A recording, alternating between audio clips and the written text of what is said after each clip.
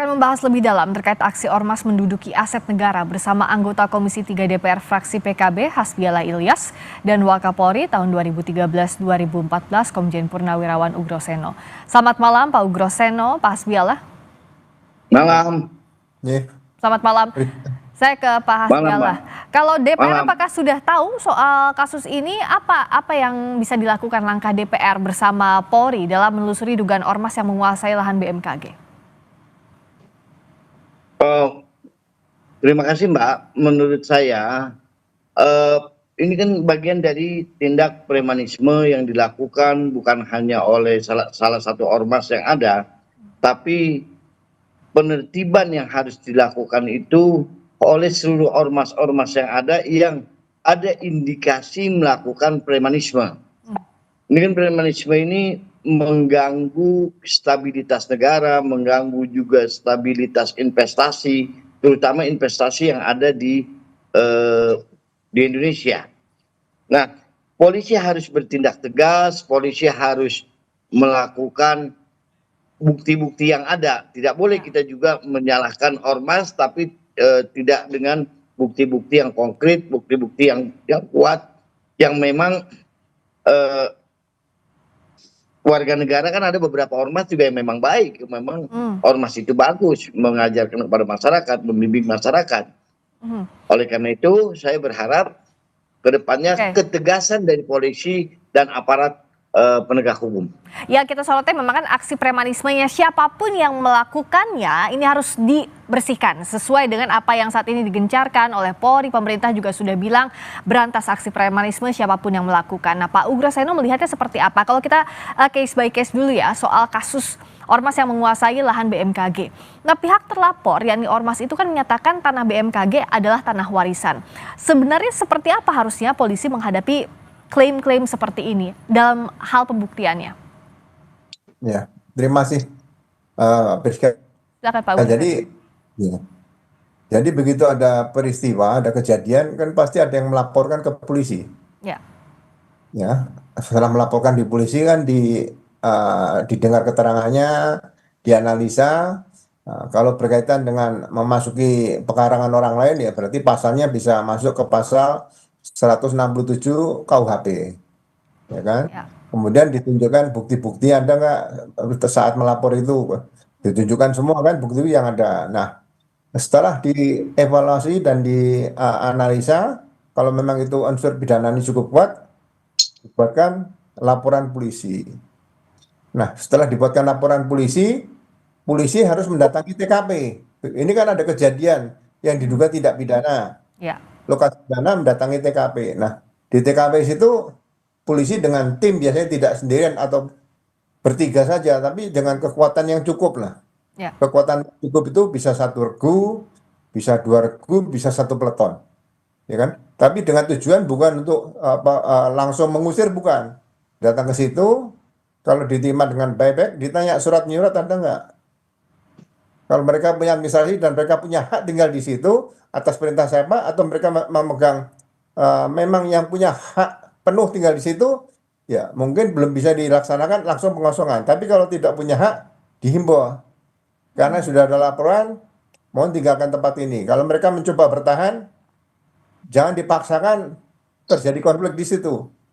Tinggalkan tempat di situ, laporkan pimpinan. Ya, di sini disiapkan, dievaluasi kembali untuk rencana tindak lanjut bagaimana untuk mengosongkan lokasi yang diduga dimasuki orang tanpa izin sesuai dengan unsur-unsur yang memenuhi pasal 167 KUHP.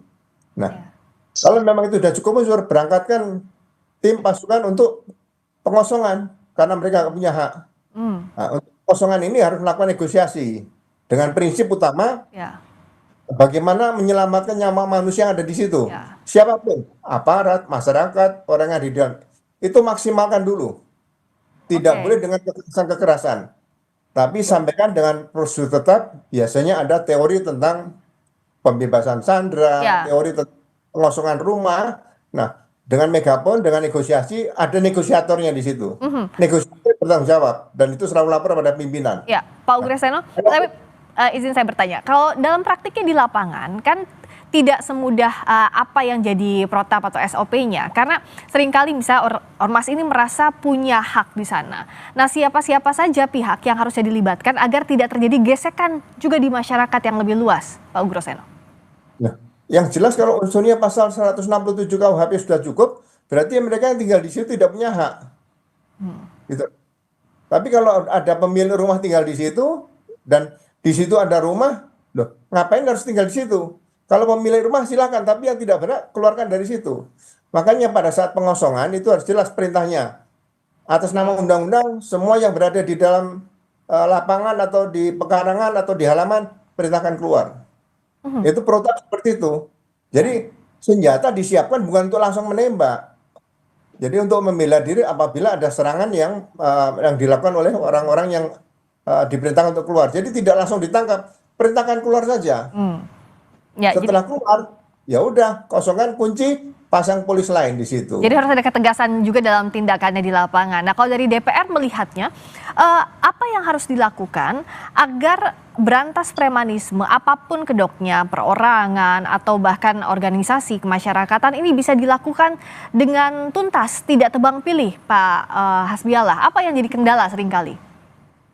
Oh iya, memang harus tidak tebang pilih kalau negara ini ingin investasi, ingin masuk ke Indonesia dengan maksimal. Kita hari ini sudah kalah dengan Vietnam misalnya. Nah, memang masalah pertanahan ini sangat pelik, Mbak. Ini masalah pertanahan ini bukan hanya terjadi di zaman reformasi, bahkan sebelum reformasi juga terjadi seperti ini. Terutama gencarnya ini premanisme ini setelah reformasi ya. Paling tidak ini kita tidak bisa hanya melibatkan kepolisian, tidak bisa kita hanya melibatkan aparat hukum, harus melibatkan juga Badan Pertanahan Nasional, harus dilibatkan karena konflik pertanahan di Indonesia ini sangat pelik. Hampir semua di daerah-daerah, di wilayah-wilayah itu pasti terjadi konflik soal tanah ini. Nah, jalan pintasnya yang mereka lakukan, masyarakat melakukan, biasanya memakai oknum ketiga, memakai ormas, yaitu oknum ormas ini untuk menduduki lahan tersebut. Ini yang mestinya aparat penegak hukum bersikap tegas di sini dan harus berkoordinasi dengan BPN. Karena tidak bisa juga misalnya BPN menguasai tanah tersebut, tiba-tiba tanah ini masih kasus di Mahkamah Agung misalnya. Kita kan harus menunggu keputusan dari Mahkamah Agung juga, karena hukum yang ada di kita, proses peradilan di kita ini kan sangat panjang. Ini yang menyebabkan yang terjadi sengketa lahan di kalangan masyarakat seperti itu. Ya, Pak Ugro tadi juga ketegasan harus, tapi ketegasan itu harus, tapi prosesnya ini panjang. Kadang-kadang kita tidak bisa menyalahkan juga aparat kepolisian, aparat hukum ini. Ya.